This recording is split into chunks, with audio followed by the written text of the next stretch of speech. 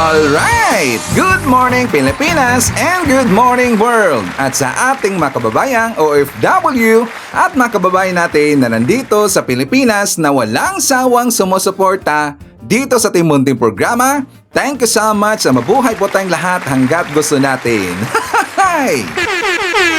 Well, anyways, tuloy-tuloy po tayo sa nagbabalita dito ng mga tamang balita at sagutin ang maling information na ipapakalat ng mga fake news peddlers ng mga anti-Marcos, lalong-lalo na doon galing sa mga DBS na mga saltik pagkabayan. Yes, dapat silang sagutin. Bakit?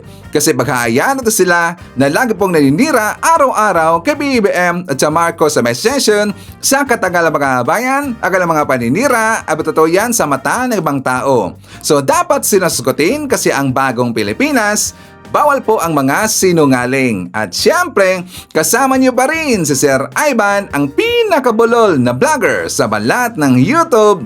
Pinagbibigay sa inyo ng mga totoo at mga preskong balita na kinukuha natin sa ating kapitbahay na social media. So magandang buhay sa ating lahat mga bayan and happy Friday sa ating lahat. Okay, so before tayo mag-start mga kabayan, well syempre, as usual, i-check mark natin ang ating mga viewers na may maraming comment dyan sa baba sa ating comment section, ang ating pong top 5 commenters. At dito sa listahan, ang nanguna po, si Joliet Sonakawa. Meron siyang 85 na mga comments. Nandiyan rin po si Shane Sibal, meron siyang 84 na mga comments. Lerma Sondita, meron siyang 59 na mga comments. Nandiyan rin po si Edel Toto Balduisa, meron siyang 52 na mga comments. And Lynn Gonzalez, meron siyang 41 lahat na mga comments. Again, thank you so much po sa ating top 5 commenters. At syempre, pasalamatan natin ating po mga silent viewer dito sa ating channel. Thank you so much. At syempre, pasalamatan rin po natin ang lahat ng mga viewers na lagi pong nag-like, lagi po nag-shares ng ating mga videos, at doon sa ating mga viewers na nag-subscribe sa ating channel, thank you so much. At syempre, acknowledge natin ating po mga channel members. Nandyan si Cosmo Defender, Katita Darl, Edmond Casellejo, Samuel Membrado, and Via Bibar. I-greet natin mga kabayan ating po mga suki, mga early birds. Yun ang guna sa pag-comment dyan sa baba sa ating comment section. Nandyan sila si Maricruz Hernandez from North Carolina, USA, Jen Medina, Michael Vinas, Leonardo Saliero. Nandyan rin po si Masking Digma, Ros Guevara, Trening Lozano, Joel Marian from Tacloban, Army Lagasor from Sacramento, John Kuan. Nandiyan rin po si Alvin, Nonoy Florenjes from Mandawi City of Cebu. Hi to Aspernito, Leoncio Jr. Caga, and hi to Vanes Milagros. At syempre, i-greet natin ating po mga pinalangga na mga legends, ang mga senior citizen. Hello po, kumusta po ang lahat? I'm hoping po na sana na nasa maayos tayo na kalagayan at walang sakit-sakit ang lahat. And of course, mga kababayan ko, ating pong i-congratulate. Congratulations kay Major General Joseph Norwin Pasamonte of Philippine Army. Siya ang kapatid ni Ma'am Nonsky Pasamonte Makabayan for his promotion from Brigadier General or 1 star to Major General 2 stars. He is the currently head of the 7th Infantry based Fort Magsaysay in Nueva Ecija. Again, congratulations po kay Major General Joseph Norwin Pasamonte. At syempre, i-greet natin ng happy birthday ang lahat ng mga viewers na nag-celebrate ng araw ng kanilang birthday. Happy birthday! Okay, so kumusta ang lahat mga kabayan? How are you today? Siya nga pala kahapon mga kabayan, meron pong na-receive si Ivan na GCash na worth 300 pesos. Pero until now mga kabayan ko, hindi ko pa rin po or wala pa akong na-receive na notifications or comment or message galing po sa ating mga viewers na kung saan ipinakita niya sa akin yung resibo or notifications mga kabayan. Again, ulitin na po natin dito, meron pong na-receive si Ivan na GCash worth 300 pesos. Pero wala pa rin pong nag-forward sa atin po ng resibo mga kabayan. Again, so please, wag mahiya. Don't be a silent viewer always. Bakit ko nasabi na sa akin pong viewers mga kababayan? Kasi nga, tinanong ko ang aking pamilya, aking mga relatives o mga kaibigan kung meron bang napadala sa atin po ng GCash. Wala, mga kabayan. So kahapon, meron pong na-receive pero wala pa rin pong notification until now na na-receive si Ivan galing po sa ating viewers. Okay? So anyways, kahapon, napag-usapan natin ito pong si Kapitan Gago, mga kabayan. Kasi nga, di ba, hinahanap na natin. At saka hindi lang po tayo ang naghanap dito kay Kapitan Gago, pati rin po ang kanyang mga followers, mga kabayan. Sinasaan na si Kapitan Gago, Sir Ivan? Nagtago na po. Baka namundok na eh. Baka namundok na, mga kabayan. Kasi nga, tinignan ko ang kanyang account. 3 days ago pa ang kanyang last po na vlog, mga kabayan. Noong after po na siya ay kinasuhan po ng CIDJ sa pangunguna po ni General Torre, mga kabayan, hindi na po napakita sa kanyang account, sa YouTube account, ito pong si Kapitan Gago. Nagtago na nga, mga kabayan. Natakot eh. Baka siguro nandun kinakibuli, mga kabayan, sa QGC. Baka siguro nandun na po siya ngayon natulog sa bunker ni Kibuloy. Siguro lang. Diba, KOGC? So, ngayon, mga kabayan ko, dahil nga siya po ay hinanap na ngayon ng kanyang mga followers kasi nga nakita ko doon sa kanyang old po na post doon sa Facebook and also sa kanyang YouTube, mga kabayan. May nag-message kasi doon na saan na daw si Supremo Kapitan Gago, mga kabayan. Tapos sinatawag pa nila na General. Hindi naman kasi General, ito pong si Gago, mga kabayan. Siya po ay only Kapitan. At saka hindi rin po siya retired, kundi siya po ay nag-resign, mga kabayan. Di ba, sinabayo yan kahapon ni General Torre. Ngayon, ang nagngaw-ngaw, mga kabayan, ang kanyang right hand, na ito pong si Commander Bukay yata siya, or Colonel Mitran, mga kabayan, nakita ko kagabi sa kanyang vlog na meron na ho silang plano or pupunta na sila, mga kabayan ko, doon sa Camp Crame. Naghanda na ho sila. Sila ay pupunta doon sa Camp Crame, mga kabayan. At saka ipakita ko sa inyo ang vlog kahapon ni Commander Bukay. For more details, let's watch this. Nag-iisip at pupunta sa Crame. Papasyalan nila yung Crame. Magtatanong lang, tama ba yung ginawa niyong aksyon o hindi? Pero milyon ang papupuntahin natin dyan. Kung kaya ng mga kababayan natin na kaya nila yung mga gastusin. Kasi yung problema lang natin kasi gastusin. Kasi may mga pamilya rin ito. Yung may kakayahan lang. So, sundin sana ang proseso. Okay lang yun. Kasi nga, ang ating bayan, ang ating bansa, ay nasa demokrasyang sistema. Tama ba yun? Napailan mo ng charges na in accordance to process or in accordance to definition of inciting to sedition, incite, challenge mo ang sinuman. Pero kung walang kumilos, walang umaksyon, walang exciting to sedition doon. Unless may kumilos, wala eh. So, maaaring si General Torre, may utak rin yan, ano? Alam niya siguro yan, pero dahil nga sa bayad siya, magkakasubukan tayo. General Torre, gusto mo ng gera? Darating tayo dyan. Anyway, magre-retired ka rin eh. Pag retired mo, sasalubungin kita ng kaga ng sampal ng mag-asawa. Ha? Mag-retired ka rin, sasalubungin mo, tandaan mo yan. Hindi ko yan makakalimutan. Sampalin kita ng mag-asawa. Siguro, matagal-tagal na siguro yung 3 years, ano? Pag-aantay ko sa'yo. Kaya kita. Kung ang diferensya natin 10 years lang, kaya kitang sapakin.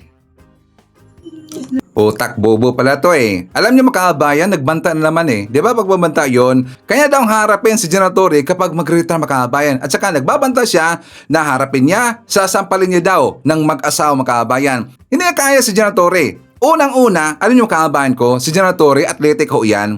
Yes, totoo yan. Nakita ko kahapon mga kababayan na meron pong nag-viral po na video ni General Torre, siya po ay nag-jogging. At saka not just jogging, talaga pong mabilis po ang kanyang takbo mga kababayan at saka matagal siya nag-stop sa kanyang jogging. Meron po kahapon mga kababayan. Ngayon, ito pong si Colonel Mitra, kung napapasin niyo po, kung kayo po ay nanood po sa kanyang live mga kababayan, madali ho siyang hingalin.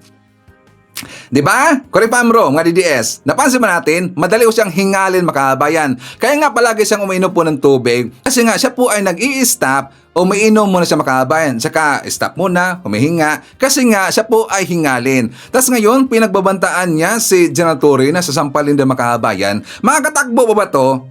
Nakita ko kagabi sa kanyang live mga kababayan, nung siya po ay naglakad, pag ganun-ganun na nga, hina na nga siya lumakad mga kababayan. Tapos meron pong nag-live na kanyang kasama sa FGF mga kababayan kasi sila daw ay naghahanda. Nagsasalita po doon sa in front po sa kamera ang kanyang kasama while ito pong si Commander Bukay o Colonel Mitran dumaan siya sa likuran kasi siya po ay pumunta doon sa CR mga kababayan. Naka-open po yung CR. Siya po ay pumunta doon, maligo siya. Ano lang po ng kanyang tuwalya mga kababayan. Nakita ko the way siya lumakad, hina na eh. Hindi niya kaya si General Torre. At saka 10 years po ang gap nila ni General Torre mga kababayan. Tapos ngayon, nagyayabang ka, gonggong talaga eh. And doon rin po sa kanyang sinabi mga kababayan, tungkol doon sa inciting to sedation. Di ba sabi niya, dahil daw wala daw nag-incite ng sedation, wala daw nagtangka na umatake sa gobyerno mga kababayan kasi daw hindi nadala nila na hinikayat nila yung mga kapulisan natin, yung mga military, 'di ba hinikayat nila na sila daw ay mag-withdraw ng suporta sa gobyerno natin at saka hindi na nila susuportahan ang gobyerno. Dahil daw wala daw nagtangkang gumawa ng ganun mga kababayan, hindi daw pwedeng makasuhan si Kapitan Gago ng inciting to sedation. Binaliktad niya mga kababayan, gintwist niya. Inciting to sedation, ikaw po ay nanghihikayat ng pag-aaklas. Nanghihikayat pa lang ho ng pag-aaklas. Yun po ang ibig sabihin po na inciting to sedation. Kapag inciting to rebellion na, yun na po ang kanyang sinabi mga kababayan. Na kapag ginawa na ho nila, umatake na sila sa gobyerno natin, hindi na sila sumunod sa gobyerno natin, at nag-withdraw sila ng suporta sa gobyerno natin. Yun na po yung rebellion. Pero hindi niya mauto itong si General Torre kasi nga si General Torre may utak ho yan. Alam niya ang kanyang ginagawa mga kababayan at saka naintindihan rin po niya ang kanyang final na kaso doon kay Kapitan Gago. O diba siya po yung nang-uuto mga kababayan. At saka doon rin po sa kanyang unang sinabi na sila daw ay pupunta na sa Camp Crame mga kababayan at saka magpapadala doon sila ng 1,000,000 daw katao. Sabi niya, 1,000,000 daw katao makahabayan, pero depende daw. Kasi nga, problema nila yung budget makahabayan. Wala pa pala silang handa na budget makahabayan. Di ba lagi niya sinasabi po ni Kapitan Gago na meron daw silang 40 million katao na handa daw lusobin ang gobyerno natin or yung palasyo makahabayan. Million pa nga lang kanyang sinabi. Million pa lang ho ang kanyang sinabi. Wala silang budget makahabayan. Depende daw yan kung meron ng budget. O di ba? Nagparinig-parinigan makahabayan. Dapat na talaga ito po siya ay kakasuhan makahabayan. Pagbabantan ho yun. Diba? Pagbabantan ho yun doon kay General Torre na kapag makasalubong na sila or makikita sila makahabayan, sasampalin daw. Sasampalin para pala tong makahabayan yun, si Basti Duterte. Diba? Sinabi niya na kapag makita niyo daw itong si General Torre, sasampalin ni Basti Duterte makahabayan. Ginawa ba ni Basti Duterte? Diba hindi? Natakot makahabayan, so may way nga eh. Doon nga pumunta sa ibang way makahabayan. Hindi niya nakasalubong or hindi niya sinalubong si General Torre. Tiningnan lang siya ni General Torre makahabayan. Ginawa ba ni Basti? Hindi, natakot. Puro lang kasi daldal makahabayan. Puro lang kasi ngaw-ngaw. Katulad po dito po ni Lolo ng FGF na puro lang po pagbabanta ang nasa utak kasi nga kasama nila sa kanang hanay yung mamamatay tao makabayan na dating presidente. Kung ano ang dating presidente, kung ano po ang bunganga ng dating presidente, ganoon rin po sila makabayan. Napakahilig magmura, napakahilig po magbanta kasi nga ganoon ang kanilang gawain. O di ba?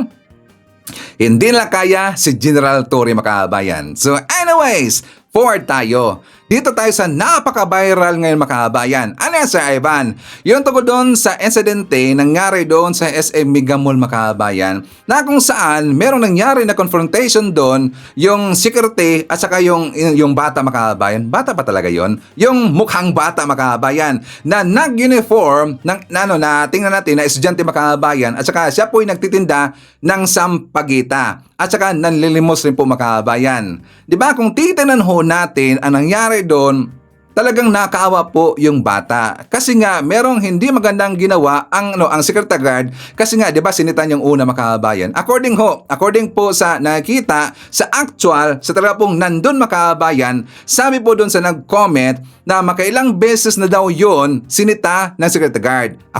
Sabi po daw ng security guard na dapat daw sila po ay magtitinda doon po sa may sa baba po ng stairs mga kababayan, doon po sa unahan. Hindi daw doon sa salubungin yung mga tao, kasi sila po ito ay nakakaperwes yung mga kababayan. Makailang beses na yan sinabi po ng security guard. Pero siguro may sinabi siguro na hindi maganda yung babae mga kababayan, kasi siguro napuno na yung security guard. Kaya lang siya po ay dinismiss ng taga SM mga kababayan, kasi yan po 'di ba nag-viral talaga. At saka gumawa po dito po ng action. Ang SM napalabas po sila ng statement mga kababayan na tinanggal na ho nila, dinismiss na nila yung security guard. At saka hindi na po siya pwede magbigay po ng serbisyo kahit saang branches ng SM mga kababayan. Ipakita ko muna sa inyo. Ito pong balita tungkol doon sa nangyari sa security guard para maintindihan natin mga kababayan. For more details, let's watch this. Sinibak ng pamunuan ng SM Mega Mall ang security guard na nag-viral matapos makuha na ng video habang pinapaalis ang isang batang nagtitinda ng sampagita. Sa viral video, makikita ang gwardiya na pilit na itinataboy ang bata na naka-uniforme pa habang hawak ang sampagitang itinitinda niya. Nang hindi ito mapaalis ng gwardiya, walang ano-ano'y sinira nito ang paninda ng bata at sa hindi inaasang pangyayari, sinipa pa niya ito. Sa galit ng bata, nakipag-alitan ito sa gwardiya. Ayon sa pamunuan ng mall, nakikisimpatya sila sa sinapit ng bata. Dahil dito, agad silang nagsagawa ng investigasyon sa insidente kasabay ng pagkakatanggal sa trabaho ng naturang gwardiya. So yun nga ang mali sa gwardiya mga kababayan, sinipa niya kasi. Diba nga, kailangan po ng dapat sana maximum tolerance ho yan. Pero ginagawa lang po ng trabaho ng gwardiya mga kababayan. Kasi kapag hindi nila gagawin po ang kanilang trabaho, sila na po dito ay malilintikan sa kanilang head sa security agency mga kababayan or sa taga SM, pamuna po ng SM. Pero sa totoo lang, sumobra talaga yung guard eh. May mali doon ang guard mga kababayan, totoo lang. Ngayon, kasi nga 'di ba, yan po yung viral talaga. At saka alam ko po na marami kang nabasa na mga sari-sari, mga komento dito, mga daw nakita rito ni Kuan, nakasama dito ni Kuan, at saka meron po mga lumabas ngayon mga kababayan na kung saan na talagang maraming nagdidebate dito, at saka marami rin po dito pong na-confuse mga kababayan. Bakit confused, Sir Ivan? Unang-una, di ba, hinanap ho yan ni Rosmar mga kababayan. Diyan na ho tayo kasi alam na po natin po yung storya mga kababayan. Doon na tayo kay Rosmar. Before pupunta doon sa isang tao na kung saan ito po yung nagpapakonfuse mga kababayan at meron pong ebidensya. Ipinahanap po yan ni Rosmar ang babae, pati po yung security guard mga kababayan. So babasahin natin. Actually, yan po yung nahanap ni Rosmar mga kababayan. Diba? Dito po, meron pong sinabihan si Rosmar na ipinapahanap tong babae hanggang nahanap po yan mga kababayan. Ang kanyang name daw is Jenny. So dito po, merong selfie, nakausap rin po doon sa nagka-video call sa mga kababayan. So nakumpirma nila na yun daw ang babae na yun mga kababayan. Si Sampagita Girl nahanap na sa grupo ni Rosmar. So ito rin po ang post sa team po ni Rosmar mga kababayan, kasi nga 'di ba ipinahanap rin po niya yung security guard. According dito, sa post po ni Rosmaritan Pamulaklakin o Rosmar mga kababayan, para sa Sampagita Girl, mag-aral ka mabuti at tapusin ang pag-aaral. Huwag ka na magtinda ng sampagita sa mga bawal na lugar para walang problema. Magsimula ka na lang mag-business sa labas ng bahay nyo tulad ng ihaw-hiyaw, or magtinda ng Rosmar Skincare. At kay Kuya Security Guard, sana ikaw naman ang next na mahanap ko para mabigyan din kita ng tulong, lalo pa at sinibak ka na sa iyong trabaho. Kung nais mo rin magtrabaho sa akin, hiring ako ng Security Guard. Alam kong ginawa mo lang best mo para gawin ang trabaho mo, yun nga lang sumubra lang in a way, pero tao ka lang din, nakakamali at pwedeng magbago. Naniniwala ako na kaya mo lang nagawa yon dahil ginampanan mo lang ang trabaho mo. So, yung bata makabay or yung babae, binigyan ho ng 10,000 pesos ni Rosmar. So, ang pinapahanap ngayon, Rosmar, yung security guard makabayan. Ngayon, dahil nakita ho natin yung picture. And also, ipakita na po natin yung picture makabayan na daw, na totoo daw siya ay estudyante makabayan. Nakausap ni Team Rosmar na ito ang pruweba na siya ay isang estudyante makabayan. At saka ang kanyang kasi nga college na ho siya eh. 'Di ba? Medtech po ang kanyang kinuha makabayan. College na Medtech. Ito po ang kanyang pictures. And also, ito po ang kanyang ID makabayan. So nakita natin sa ID, BS in Medical Technology. So Medtech siya makabayan. Ngayon, tatandaan natin po ang kanyang credentials. Meron na pong lumabas na post galing po dito kay Bel Enriquez makabayan.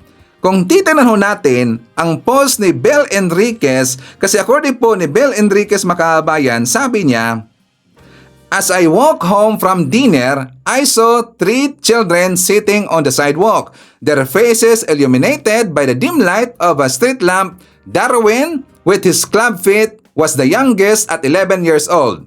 His older brother Dan, 22 years old. Naupo sa kanyang gilid makabayan, sat beside him. His arm protectively draped over his younger sibling. Next to them was Jen." Yung babae nag-viral makabayan na nag-uniforme, Jen ang name. A senior in high school who needed 2,650 pesos for her graduation fee. I couldn't help but be moved by their story. All 3 of them were kamya vendors selling their wares every night to make ends meet. They were working tirelessly to earn money to go to school, dreaming of a better future for themselves. And also kasi nga mataas po ang istorya po ni Bel Enriquez makabayan. Binigyan niya rin daw ng grocery o yung bagay binilhan niya makabayan. Itong post po ni Bel Enriquez, this is last year, April 19, 2024 makabayan. April 19, 2024. Take note. So ngayon, pakita diba yan po yung picture makabayan. Yung sa gilid, yan po yung babae na nag-viral, na naka-eyeglass, nag-uniform po, na hindi natin lang po sa ang eskwelahan niya makabayan. Yang sa gitna, yung lalaking maliit pa, yun po yung kasama ni Jen, alias Jen, ang kanyang name daw, nung time po, nakaroon po ng confrontation doon sa SM makabayan. Yan pong nakaupo po sa gilid, yan po ang kasama po ni Jen. Pero ang tanong makabayan, this is last Sunday nangyari ho yan. This is last Sunday. Kasi nga sabi po dito ni Chard Dakot Avaigar Quijado, sabi niya, "Dami niyong walang alam, budol yang batang yan. At di na bata yan. Saan ka nakakita ng batang naka-uniform kahit linggo? At ito pa, kung naalala nyo, panahon ng pandemic, yung bata nag-viral dahil sinita siya ng pulis, imbes na sumunod, pinagmumuro niya yung pulis." Naalala ba natin yung during po sa pandemya makabayan, si Bix girl? Bix ba yung yung nilagay natin po sa may ilungan, yung kapag tayo po sinusupon makabayan or medyo may problema yung ilong natin, di ba? Bix Vaporub. So ipalala ko sa inyo para ma-picture natin makabayan ang ibig sabihin nung nag-comment. Ito po yung bata ba talaga to? Ito yung babae makabayan. For more details, let's watch this. Wala akong ginagawa sa'yo. Oh, marahin mo ko ulit. Sampalin mo ko ulit. Ano ang ginawa ko sa'yo? Sabog ka? Bangag ka? Bakit daw? Sorry ah. Ano yan? Buksan mo nga. Buksan mo nga. Bago, ina mo, sira ulo ka na. Buksan mo nga. Baka nagdodroga ka ah. Ba nagdodroga? Ina mo. Sige nga. Padrag-test tayo. Dali, Sige nga. padrag-test tayo. Tapik-tapik mo ako. Ina mo, padrag-test tayo. Tanga. Gusto mo nga ipadrag-test? Tara, o dali. Tara. Ha? Ina Wala. mo. Kapal na mukha mo. Tingnan mo ang kabataan niyo. Wala nakagalang-galang sa pulis. Talaga, putang ina mo. Oh. Oh. Tama. Talaga. Ano-ano kasing natututunan nyo. Talaga. Ha? Talaga, uy. Oh. Talaga. Oh. Dumaan lang ang pulis, bigla mong mumurahin. Ah, bakit? Oo. Ha? Ha? Oo. Ha? Diba? Sino ka, ha? Naglalakad ka sa gitna ng kalsada, bigla-bigla mo bumurahin ng pulis, Bakit? tatapik-tapikin mo ang dibdib, babatuin mo, mamurahin mo. Ano? Bakit na kami namura ang pulis? Anong ginawa ko sa'yo? Nakadaan lang ako. Napadaan lang ako. Ah. Wala mong masikip, ha? Ano masigit? Kupal ka, hayop ka. Oo. Kapasikat ka, ulol, di kasi sikat ka nga. Kaya nga, Wala ka bakit ng mo ako asenso. namura? Ha? Wala ka ng asenso, tanga bobo. Ah, ganun ba? Wala akong asenso? Oo, bakit? Hindi mo may asenso ko sa buhay. Ulol, wala, tanga, mga kurakot lang kayo. Ah, ganun ba? Kaya pala pag nakakita ka ng pulis, bigla-bigla mo mumurahin. Bakit talaga? Ganun ba? Ba't ginagalang ba kayo dapat? Ilang taon ka na? Ulol, eto ko. O, tingnan mo, wala kang kagalang-galang. Sarap mo ito dun. Yeah, ingat ka dyan. Okay, so yun po yung nag-viral na tinatawag nila na Bix Girl, makabayan. Bix Girl. O di ba, grabe yung bunganga. Iba talaga eh. Iba talaga yung kabataan, makabayan. Grabe magmuray. Tapos tingnan nyo, hindi narespeto yung pulis. Hindi naman siya, inano po ng pulis, makabayan. Sila po yung tinanong. Pero kaagad-agad po, kinumprontan niya yung pulis at saka pinagsabihan po na hindi maganda, makabayan. So according po, doon sa nabasa ko sa mga netizen, hindi daw itong babae na to na dito po kay Jen makabayan, or makaiba daw si Jen at saka itong si Bix Girl. Sabi nila makabayan, magkaiba daw. Pero ang tanong, this is last Sunday po nangyari makabayan. Unang-una Sunday. Wala pong eskwela ng time na yon. Wala pong school ng time na yon. Pero bakit siya naka-uniform makabayan? And second, yung uniform na yan, tingnan nyo, di ba, parang pang high school makabayan. Meron pong ipanakita po na picture, itong si Rosmar, kasi nga na-meet nila yung babae na yan. Iba rin po ang sinuot po na uniform makabayan. Ito ay ang kanyang proof, ito daw ang kanyang proof na siya po ay nag-aaral at saka BS Medtech ang kanyang kurso makabayan. Bakit magkaiba ang uniform? Meron pong kumalat. Ano yan, Sir Ivan? This is also last year. The same po ng uniform po ang isinuot makabayan. Sang area? Doon po sa Makati makabayan. So according po dito sa nag-post na I report PH, this is January 2024, last year makabayan, the same month, January, sabi dito, this is individual in uniform is dressed as a student is back again. And it's no longer just boys anymore. You may find one of them in crowded places within the Makati Central Business District selling Arabian jasmine flowers or sampaguita as a front, but they are obviously begging for money. They're in uniform and selling flowers is not ordinary, which they kept coming back might be working for a syndicate daw makabayan. Baka ito daw ay nagtatrabaho sa mga sindikato. Please avoid or ignore them. You can't say who's innocent anymore with this type of modus. O the same po ng uniform makabayan nakita doon sa area ng Makati. O di ba? Kaya nga maraming didibate ngayon, marami pong na-confuse makabayan. Malamang sa malamang, merong impostor dito. Bakit sa Ivan? Kasi nga magkaiba pong uniform makabayan. At saka yung binanggit po or yung namit po ni Rosmar, nakaduda kasi, baka hindi yun ang totoo pong babae makabayan. Baka iba yun, baka lang. At saka yung nakita doon sa post po ni Belle, baka yun talaga po ang totoo makabayan. Baka merong confusion dito eh. Kaya nga maraming nagtatanong, sino ba talaga dito ang nagsasabi ng totoo makabayan? So basahin po natin ang post po sa mga netizen.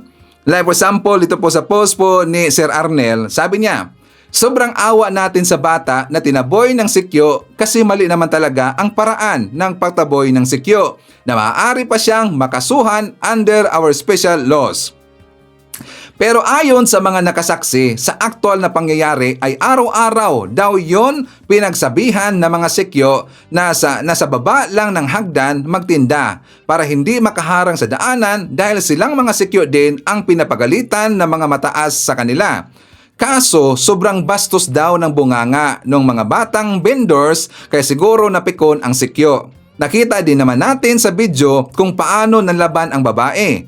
Dapat din imbestigahan ang both sides kasi bakit kahit Saturdays at Sundays ay nakasuot pa rin ng school uniform ang babaeng itinaboy ng sikyo. Halatang props lang para kaawaan. Di kaya hawak din sila ng sindikato na ginagamit ang mga kabataan? Naalala ko tuloy yung mga bata na hawak ng isang sekta na namalimos sa mga kainan sa loob ng mga malls. Madalas pa naman kami mabigay noon kasi hirap lunukin yung pagkain na may namalimos sa harapan mo. Pero ngayon, hindi na kami magbibigay at pinagsabihan ko na hawak kayo ng kulto. Kaya nga, hindi natin alam po yung totoo mga kabayan. Kaya nga ngayon, very confusing. Sino ba dito yung nagsasabi po ng totoo? Kasi hanggang ngayon, nagsiliparan pa rin po yung mga bagong impormasyon sa social media mga kabayan tungkol sa babaeng ito. Kasi nga dahil po dito po sa post po ni Bill Enriquez versus sa post po or nakausap po ni Rosmar Makabayan. O di ba? So actually silang dalawa talaga dito yung may mali Yung si Q pati po yung bata Makabayan. Kasi yung bata medyo hard-headed kasi. Pero yung si Q medyo sumubra rin po Makabayan. Bakit naman kasi pinagsisipa niya? Which is hindi talaga po maganda tingnan makabayan. Okay? So anyways, before tayo mag-jump po sa ating next topic, i-share muna natin. Nandyan po si Sarah Brightman Vlog. Hi to Emmy Mapalad, Margie Yadao, Maria Maricho Frianeza from Canada. Hi to Ralis Carlinga, Shirley Risman, Joselito de Guzman, Teresita Tamaliwan. Nandiyan rin po si Daniel Seplon, Robel Ferrer Official, Mary Jane Tan, Elmer Pinaranda, Elena Cosme, May Dan. Nandiyan rin po si Gemma Camarines and hi to Angelita Holsinger. Okay, so before tayo babalik doon sa mga mainit na mga issue mga kabayan, dito muna tayo po sa good news para alam ng mga DDS, mga haters natin, mga anti-Marcos na meron pong tinatrabaho ang ating gobyerno, lalong-lalo na CPBM. For more details, let's watch this. Nananatiling mataas naman ang tiwala ng nakararaming Pilipino kay Pangulong Ferdinand R. Marcos Jr. Bate po yan sa pinakahuling trust and performance ratings sa fourth quarter ng 2024 tugon ng masa survey ng Okta Research.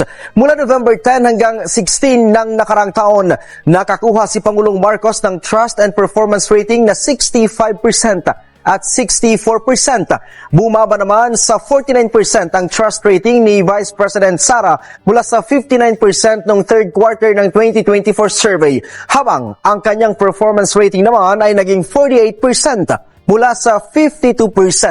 Senate President Chis Escudero at House Speaker Martin Romualdez ay patuloy namang nakakakuha ng trust and performance ratings mula sa mayorya ng adult Filipinos. Samantala, si Chief Justice Alexander Resmundo naman ay nakatanggap ng trust ratings na 10% at performance ratings na 8%. At pupunto kong ito ating puntalakayin ng update patungkol sa mga programa ng kasalukuyang administrasyon dito lang sa Mr. President on the Go. Una nga po dyan mga kababayan, nais matiyak ng ating Pangulong Ferdinand R. Marcos Jr. na tuloy-tuloy ang paghahatid ng serbisyo ng PhilHealth Insurance Philippine Insurance Corporation o PhilHealth kahit hindi nabigyan ng subsidiya ngayong 2025.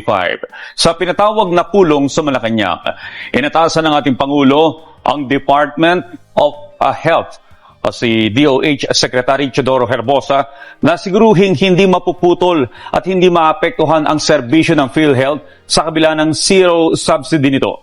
Binigyan din ng Pangulo sa pulong na prioridad ng gobyerno sa 2025 national budget ang paghahatid ng mga pangunahing serbisyo na nakatutok sa edukasyon, pangkalusugan, serbisyong pang-ekonomiya, infrastructure at agrikultura. Noong Disyembre, una nang sinabi ng ating Pangulo na kahit na merong zero subsidy ang PhilHealth ay hindi magbabago ang serbisyo na ibinibigay ng ahensya. Marami aniyang reserbang pondo ang PhilHealth na nagkakahalaga ng 500 milyong piso.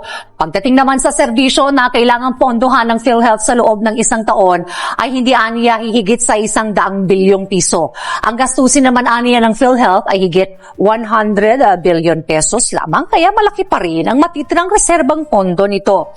Dahilan na binawi ng Department of Finance ang pondo ng PhilHealth dahil sa nagdaang aniyang 2 taon ay malaki ang hindi nagamit dito. Nilinaw din po ng Pangulo ng subsidiya ng gobyerno sa PhilHealth ay natitengga lamang sa bank account nito. Kumpiyansa si Pangulong Ferdinand R. Marcos Jr. na mas mapatatatag pa ang alyansa sa pagitan ng Pilipinas at Estados Unidos kahit pa magbago ang liderato nito.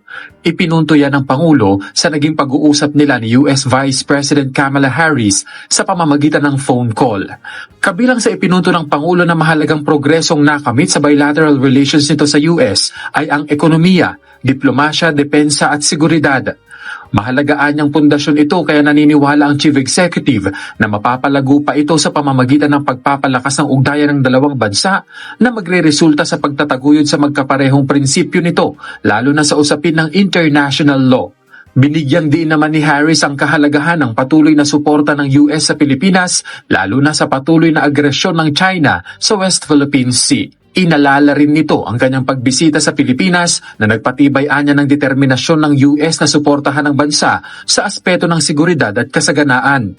Ipinunto rin niya na suportado ng US Congress na mas mapalakas pa ang relasyon ng Estados Unidos at Pilipinas lalo na sa seguridad, paglago ng ekonomiya, gayon din ng people-to-people relations. Bagay na kinilala naman ng punong ehekutibo kasabay ang pagpapasalamat kay Harris at sa mga hakbang ng US government para maipagpatuloy ang magandang relasyon ng dalawang bansa. Binigyang din niya ang naging papel ng Amerika para baguhin ang sitwasyon, hindi lamang sa South China Sea, kundi pati na sa Indo-Pacific region.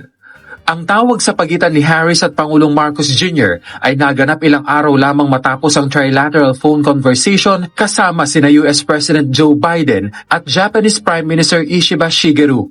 Bagay na ayon kay Harris ay mahalaga dahil sa pamamagitan anya ng trilateral cooperation sa pagitan ng Pilipinas, US at Japan ay mas mapapalalim pa ang economic cooperation at mas mapagtitibay ang supply chain maging ang seguridad sa rehiyon.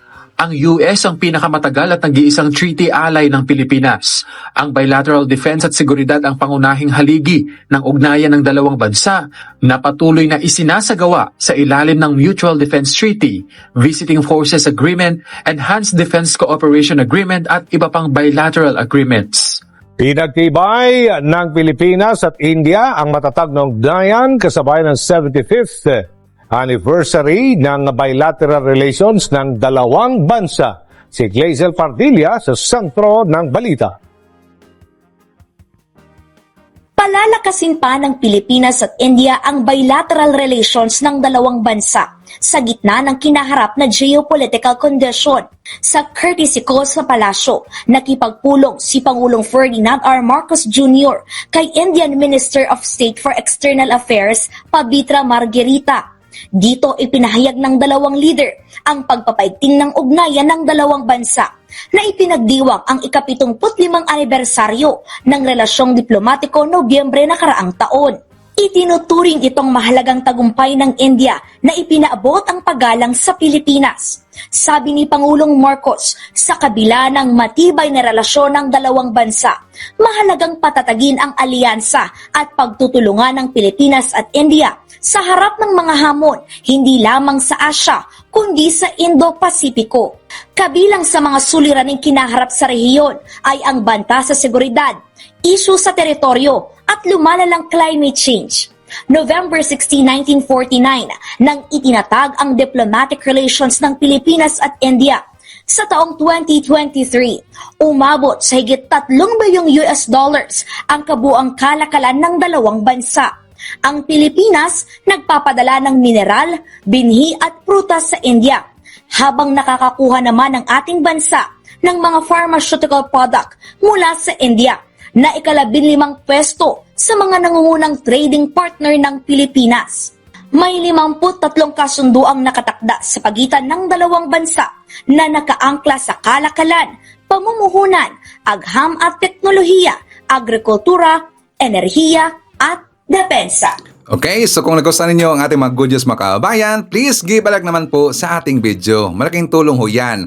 Kung hindi man kalabasan sa inyo, please i-share po natin para makatulong tayo po doon sa ating mga kababayan na mga nabudol po ng kabilang kampo, mga nabulag po mga kababayan para alam nila ang totoong nangyayari sa ating gobyerno, lalo na sa ating presidenteng si PBBM. Okay, so thank you so much.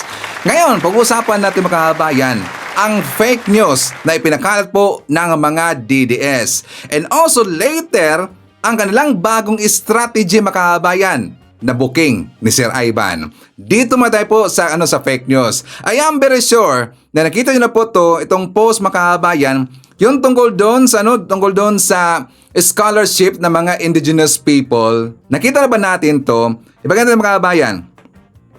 Kasi nga ito po yung nag-viral ngayon. Ginamit kasi ito na paninira po ng mga DDS dito po sa ating gobyerno at saka sinisisi nila si PBBM mga kabayan.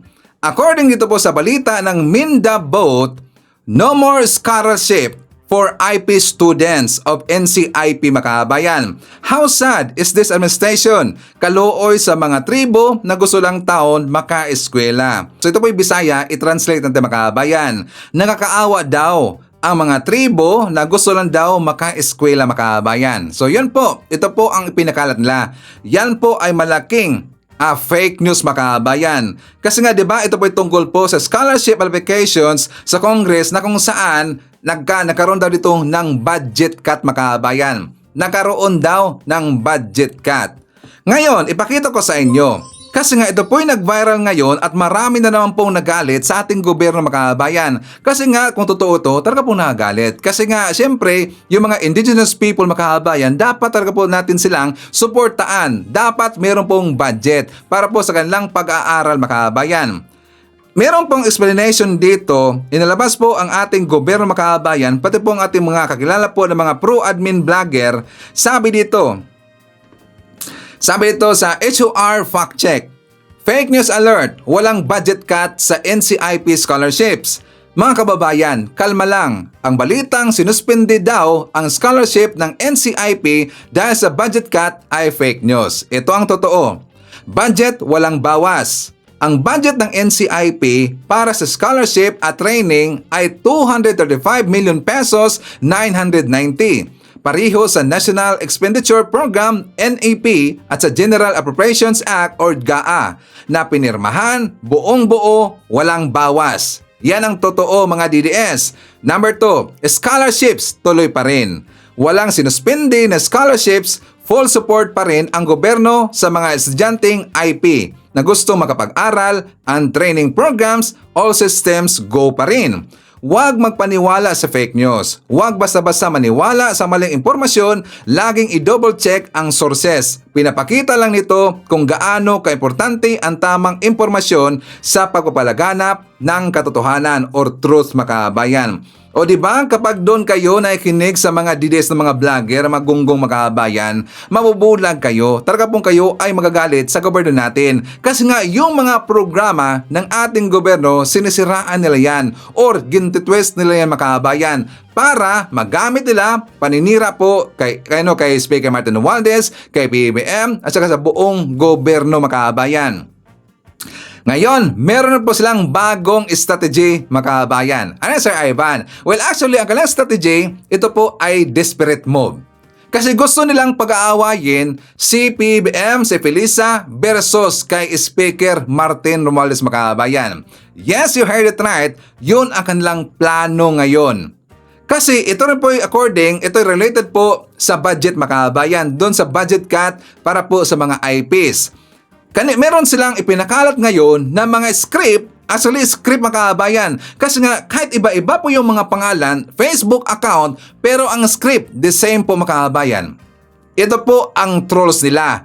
I am very sure 1,000% mga trolls nila mga kabayan. 1,000% siguradong sigurado si Ivan. Bakit mo nalaman si Ivan? Kung titingnan ho natin dito, ito mga desperada talaga eh. Ito po yung pinakalat po. Dito, naunguna si Crescent Loretta Cho mga kabayan. Siya po dito yung naunguna, si Crescent Loretta Cho. And also, si Joey De Viber, yung vlogger na babae na walang ligo mga kabayan. Silang dalawa ho ang nagpakalat dito or namuno dito or naunguna dito mga kabayan.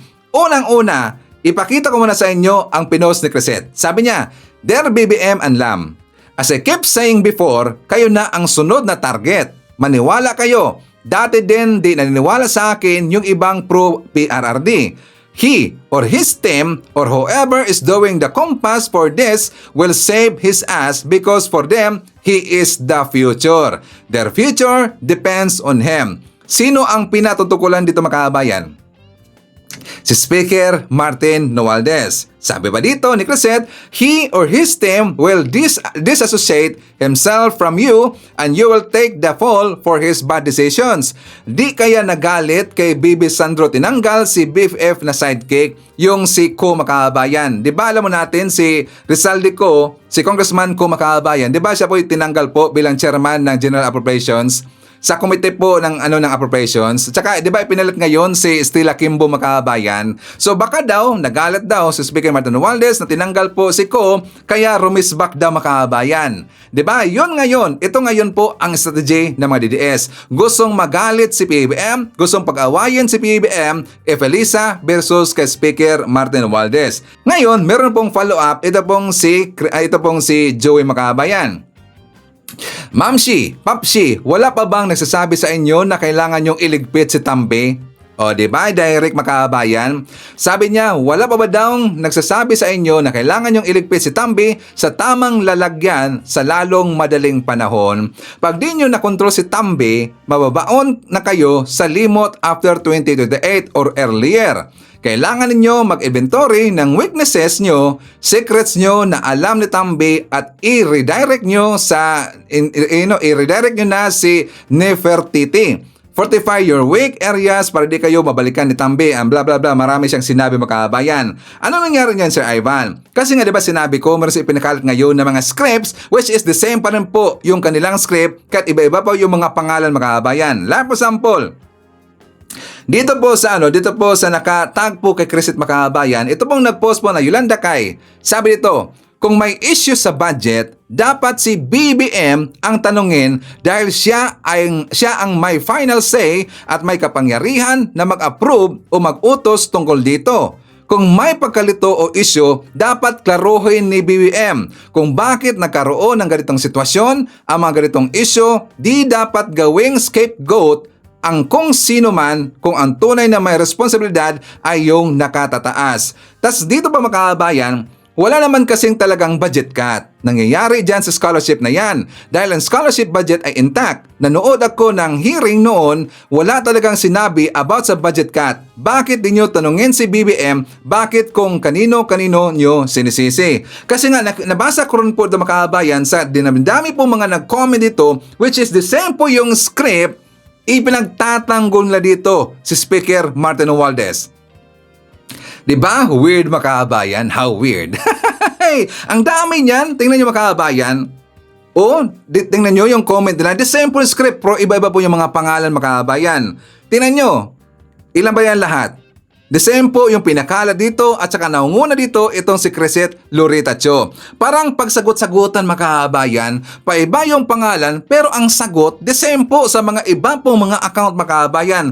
Parang nagiging copy-paste na lang ang nangyari kasi nga script nila to Makabayan. Tingnan nyo, ang dami niyan, ilang page yan Makabayan. Ngayon, ang kailangan pinagtatanggol na dito si Speaker Martin Romualdez. Bakit kaya Sir Ivan? Kasi nga gusto nilang pag-awayin si PBBM if Elisa versus Martin Romualdez. Kasi according dito po sa mga sinasabi po ng mga DDS, trinidor daw ni Speaker Martin Romualdez si PBBM Makabayan.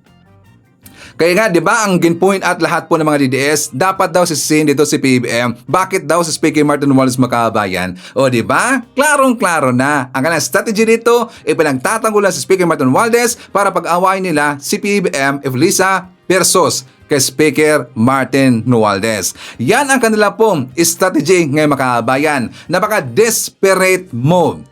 Hindi naman bobo si PBBM. Alam niya ang ginagawa ninyo, Crescent. Alam po ni PBBM ang inyong ginagawa, Joey. Hindi bobo si PBBM. Alam na alam niya. Hindi niyo pa ginawa. Nalaman ho yan ni PBBM. O diba? Sakto ba?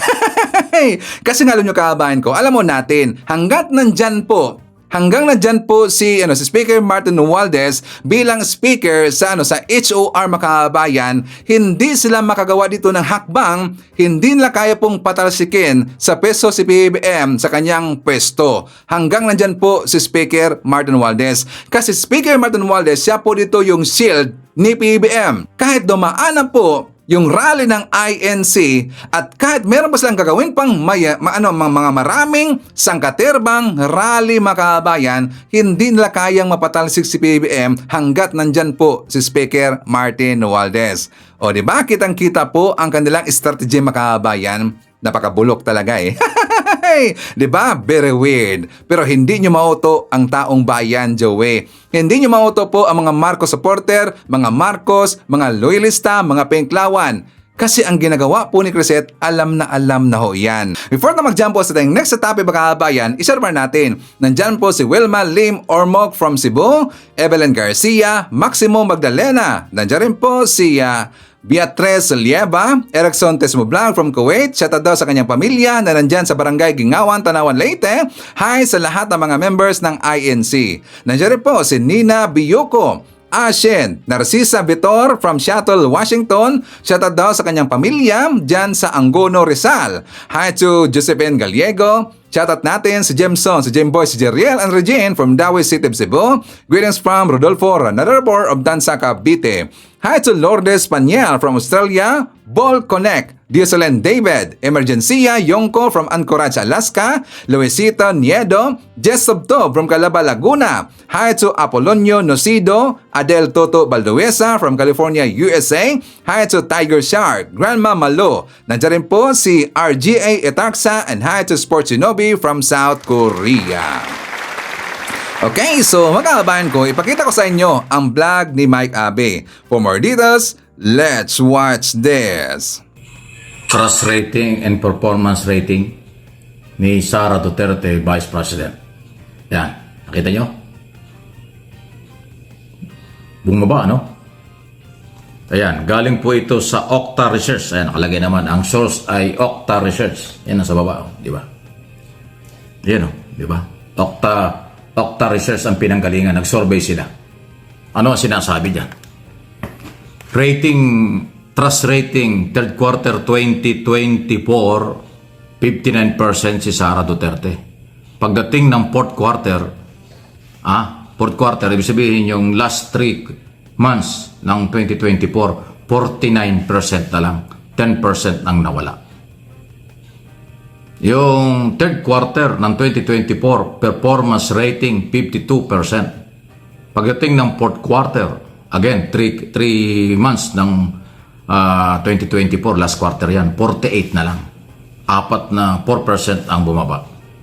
10% sa trust rating ang binaba ni Sara Duterte. 4% ang binaba sa performance rating. Ayan. Okta Research po yan. So, anong gagawin natin? Anong gagawin nyo dyan? Ayan po ay nationwide survey ng Okta. Ngayon, kung meron kayong reklamo at hindi kayo naniniwala sa Okta Research, edi doon kayo magreklamo. Ako, nagbabalita lang ako. At yan nga, pinapakita ko sa inyo yung pagpapatunay. Yan yung kasagsagan ng issue ng confidential fund and tsaka intelligence fund. Yung Mary Grace Piatos at Kokoy Villamin na nag-hearing ng ilang beses ang Good Government and Public Accountability o mas kilalang Blue Ribbon Committee. Ayan ang lumalabas, hindi may paliwanag. Nagkaroon pa ng mga drama-drama dyan, mga na-hospital pa yung mga testigo. At lumabas din dyan ang mga di umanay suhulan, envelope mental o envelope na namimigay na may lamang 50,000 pesos sa mga undersecretary, ASEC director, dyan po sa DepEd nung panahong si Sara ay secretary. Okay? Yun doon pumutok yung balitang yan. So, medyo mataas pa yung third quarter. Ang third quarter, kailan mo nagsisimula ang third quarter? July, di ba? July, August, September. Yun yung third quarter. Yung kainitan yun. Nagsisimula pa lang yun, ang investigasyon na yan. So, 59% pa. Pero nung pumutok na at hindi may paliwanag ang tunay na dahilan ng paggasta ng pera, ayan, bumaba na ng 10%. Naging 49% na lang. So, huwag kayo magagalit. Kung kayo hindi naniwala, disisihin nyo yung Okta Research Group ng UP. Silang gumawa nila research ng masa, Okta Group. Ayan po. Pero dun sa survey na yan, tumaas ang approval rating ni Pangulong Marcos. Tumaas si Pangulong Marcos dyan. Pero si Sara, bumaba. So tingnan natin, ganyan talaga. Ang survey dito sa atin, quarterly. Marami yan. SWS, Pulse Asia, kung sino-sino pa dyan. At saka yung Okta Research Group nga yan. So ngayong 2025, wala pang lumalabas sa survey. Kasi naman, bagong-bago pa lang 2 linggo pa lang ang ating taong ito So itong issue ng impeachment, sigurado, makakasurvey yan. Ang nababahala ko dyan, baka pati si Pangulong Marcos madamay na. Kung nitong mga nakaraang taon, mataas ang rating at performance ni Pangulong Marcos, nababahala ko dahil dito sa impeachment, dahil iba yung kanyang opinion ay talagang sinusunod ng mga congressman at ng iba pa, baka bumaba ang rating dyan. Approval rating. Yung performance, iba yun conforme sa kung anong ginagawa. Pero yung approval rating, yung tiwala, yun ang kakabahala, baka bumaba yan. Kasi, until now, pinanindigan ng Malacanang, hindi dapat ang impeachment dahil makakagulo lang daw. Wow. So, ano kayang mangyayari? Big challenge ito sa ating Pangulo. Kaya bang pangalagaan ng Pangulo ang kanyang mataas na rating, performance rating at trust rating, tiwala ng taong bayan? Good luck sa mga handler ng Malacanang. Good luck sa mga mayroon naman departamento tulad ng PCO na Presidential Communication Office at iba pa. Sila yung may malaking pondo para sa communication ng ating Pangulo. Ewan ko kung saan nila ginagamit yan. Ay bahala sila magpaliwanag dyan. Hindi ko obligasyon ng lahat. Ako ay voluntary lang. Kaya yung aking pagbo-volunteer ay constructive ang dating. Gawin nyo ang tama na ayon sa batas. Sigurado yung performance at trust rating ay tataas. Pero pag kumontra kayo sa kagustuhan ng taong bayan at hindi nyo sinunod ang ating mga batas, baka mabawasan ang trust rating or tiwala ng mamamayan. So maging warning ito. Huwag kayong magagalit sa akin. Nagpapakatotoo lang ako dahil ito'y aking analysis at opinion. Pangalawa, voluntary lang naman ako na tumutulong sa ating gobyerno. So bilang pagmamalasakit, itama nyo ang inyong maaaring pagkakamali. I-correct nyo ang maaaring pagkukulang nyo. Kung gusto nyong manatiling mataas ang trust rating sa Pangulo at yung performance ng Pangulo ay tumaas din. Kung hindi man tumaas, ma-maintain. Dahil kasi pag humina ng humina, although ngayon mataas pa, pag humina ang trust rating ng Pangulo, maapektuhan ang mga kandidato nito. Baka malusutan kayo. Ang pagkapanalo ng mga official candidate ng administrasyon from local to national, nakasalalay sa trust rating at performance ng punong ehekutibo ng Pangulo ng Bansa. Next month, kampanya na. February 11 ang umpisa ng kampanya. So mahalaga na mataas ang tiwala ng taong bayan sa Pangulo para makakuha ng suporta ang kanyang mga kandidatong local and national candidate, yung 12 senador. Pag hindi ito napangalagaan ng mga handler, mga naghahawak ng communication ng Office of the President, may damage yan sa kailang kandidato. So ang akin dito, paalaala lang. Pero kung susundin ninyo ang batas, sabi nyo, rule of law, ako naniniwalang tataas ang rating ng Pangulo. Dahil doon sa survey na lumabas sa SWS, 41% ng mga Pilipino ay pabor sa impeachment. 35 lang ang ayaw ng impeachment. 19% ang undecided. O di ba? Yun yung pattern Yun na yung dapat nasundan ninyo Pero ano inyong ginagawa? Ayaw ng impeachment. So ibig sabihin, pumapabor kayo sa 35%. Hindi nyo sinasang-ayunan at binabaliwala nyo ang 41% na gusto impeachment. Ganun ba yan? Nagtatanong lang. Ulitin ko kung maninindigan ang palasyo at mga opisalis ng Kongreso at ang lahat ng nasa gobyerno na walang impeachment, so pinapaboro nila yung resulta na 35% ayaw ng impeachment. Yung 41% na pabor sa impeachment, dead mo sa inyo, ayaw nyo yun. Bahala kayo. Trabaho ng gobyerno kung paano kayo pangalagaan, mahalin at suportahan ng mamamayang Pilipino. Yung trust rating, yung pagtitiwala ng mamamayan, napakahalaga niyan. Kasi ano man ang ginagawa ng Pangulo, kung may tiwala ang taong bayan, okay na okay yan. Pasok at tutulungan siya. Pero pag nababawasan at nawala ang tiwala, kahit anong gawin ng Pangulo, wala yan. Kasi hindi tanggapin ng tao. Yan ang masamang epekto niya. Ako, alam ko yung mga political analyst, media analyst, at yung mga kung ano ang dapat gawin, kung paano manatili ang trust rating at performance ay mataas. Pero hindi ko na trabahong sabihin yun. Bahala yung mga handler niya. Bahala yung mga taong nakapaligid sa kanila. Meron naman pera yan. May pondo naman kayo para dyan. Hindi gamitin nyo para mapabangunin nyo at mapaangat nyo ang magandang rating ni PBBM, ni President Marcos. Kayo ang magtrabaho niyan. Kami, ako, at ang channel na ito, pakikiramdaman ko lang kayo. Susuportahan ko kayo kung tama ang inyong ginagawa. Pero pagkamali, sorry, hindi ko kayo sasamahan. Pero kung tama, sasama ako sa inyo. Okay, so kasama rin po natin si Teste Maliwan, Ming Ongria Centino, Don Chalan, nandiyan rin po si Mercy Calatrava, Osborne Gislani, Abraham Yanet, Sonia Hasigawa, Raymond Tabios, nandiyan rin po si Elina Cao, Evelyn Garcia, Gorgunya Angala, Bruno M. Tapang, nandiyan rin po si Lorita Matias Castillo, isyatat rin po natin si Mary Red, Beth Modesto, Ivy Alfonso, Boboy Elmido Costin Sadugyo, Rain Hagibes, Romel Palakay, Anisito Kumabig, Virginia Minok, hi to JRN, Bongyo, Rica Noses, Bibi Garcia, Felicitas Manibog, Milagros Banes, Maribel Bocasas, hi to Mayria Soriano, Teresito Lu, Elsa Hoffman, Jubita Garcia, and hi to Rijak Alvarez. Okay, so mga kababayan ko, yan natin manakalap na mga balita ngayong araw. Kung nakaabot ka po sa person na to, sana nakapag-like na ho tayo. Libre po ang mag-share, libre din ang mag-subscribe. Again, maraming salamat sa mga viewers na hindi nag-skip ng ating mga commercials. Thank you so much. At before natin tatapusin ang ating programa ngayong araw, sana sabayan nyo si Sir Ivan para sa ating live messaging prayer.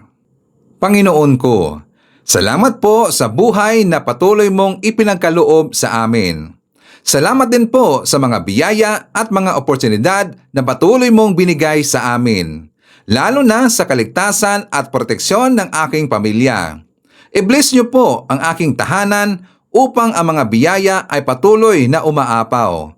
Ilayo mo ang aking pamilya sa sakit at mga problema. At sana pagising namin bukas ay may bagong good news kaming matatanggap at pagpapala mula sa iyo. Idinadalangin ko ito sa pangalan ng ating Panginoong Jesucristo. Amen. So maraming salamat mga kababayan, and I hope to see you again on my next video.